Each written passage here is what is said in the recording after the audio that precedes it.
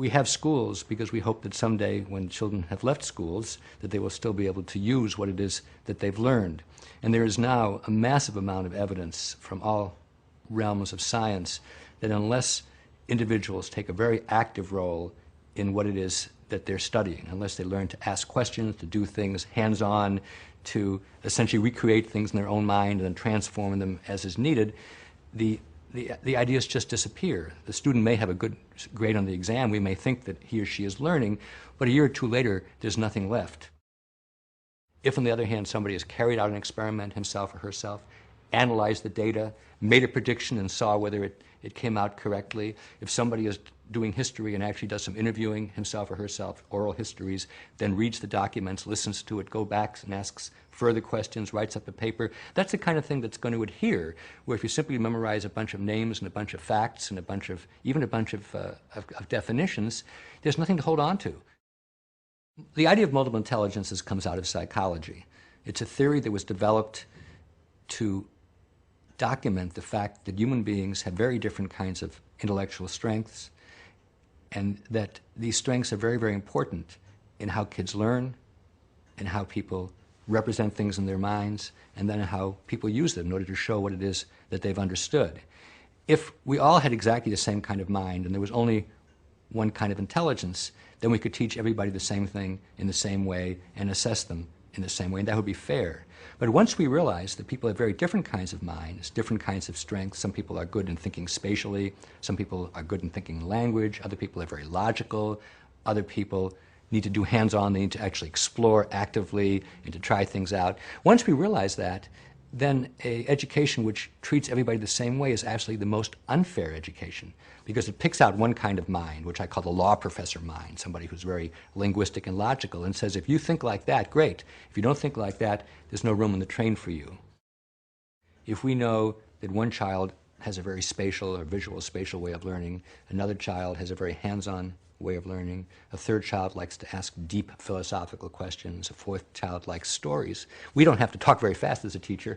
We can actually provide software, we can provide materials, we can provide resources which present material to a child in a way in which the child will find interesting and will be able to use his or her intelligences productively, and to the extent that the technology is interactive, the child will actually be able to show his or her understanding in a way that's comfortable to the child.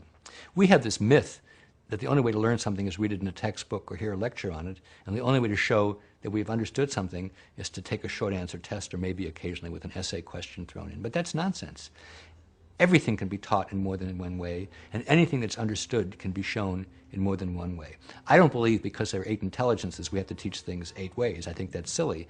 But we always ought to be asking ourselves, are we reaching every child? And if not, are there other ways in which we can do it?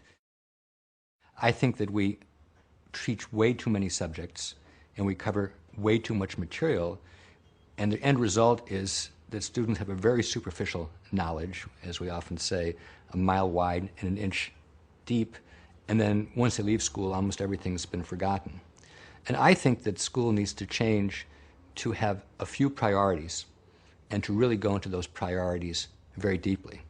So let's take the area of science. I actually don't care if a child studies physics or biology or geology or astronomy before he goes to college. There's plenty of time to do that kind of detailed work. I think what's really important is to begin to learn to think scientifically, to understand what a hypothesis is, how to test it out and see whether it's working or not. If it's not working, how to revise your theory about things. That takes time. There's no way you can present that in a week or indeed even in a month. You have to learn about it from doing many different kinds of experiments, seeing when the results are like what you predicted, seeing when they're different, and so on. But if you really focus on science in that kind of way, by the time you go to college, or if you don't go to college, by the time you go to workplace, you'll know the difference between a statement which is simply a matter of opinion or a prejudice and one for which there's solid evidence. The most important thing about assessment is knowing what it is that you should be able to do. And the best way for me to think about it is a child learning a sport or a child learning an art form.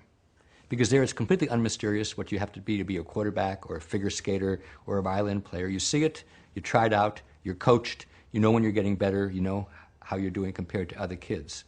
In school, assessment is mystifying. Nobody knows what's going to be on the test, and when the test results go back, neither the teacher nor the student knows what to do. So what I favor is highlighting for kids from the day they walk into school, what are the performances and what are the exhibitions for which they're going to be accountable. Let's get real. Let's look at the kinds of things that we really value in the world. Let's be as explicit as we can. Let's provide feedback to kids from as early as possible, and then let them internalize the feedback so they themselves can say what's going well, what's not going so well. I'm a writer, and initially I had to have a lot of feedback from editors, including a lot of rejections, but over time I learned what was important. I learned to edit myself, and now the feedback from editors is much less necessary. And I think anybody as an adult knows that as you get to be more expert in things, you don't have to do so much external critiquing. You can do what we call self-assessment. And in school, assessment shouldn't be something that's done to you. It should be something where you are the most active agent.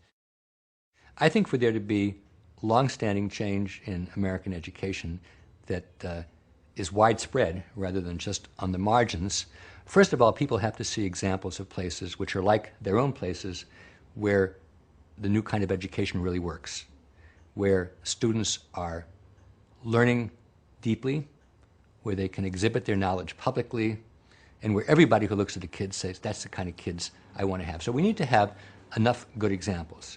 Second of all, we need to have the individuals who are involved in education, primarily teachers and administrators, believe in this, really want to do it, and get the kind of help that they need in order to be able to switch, so to speak, from a teacher-centered, let's stuff it into the kid's mind kind of education to one where the preparation is behind the scenes and the child himself or herself is at the center of learning. Third of all, I think we need to have assessment schemes which really convince everybody that this kind of education is working. It does no good to have child-centered learning and then have the same old multiple choice tests which were used 50 or 100 years ago. Finally, I think there has to be a political commitment which says that this is kind of education which we want to have in our country and maybe outside this country for the foreseeable future. And as long as people are busy bashing teachers or saying that we can't try anything new because it might fail, then reform will be stifled as it has been in the past.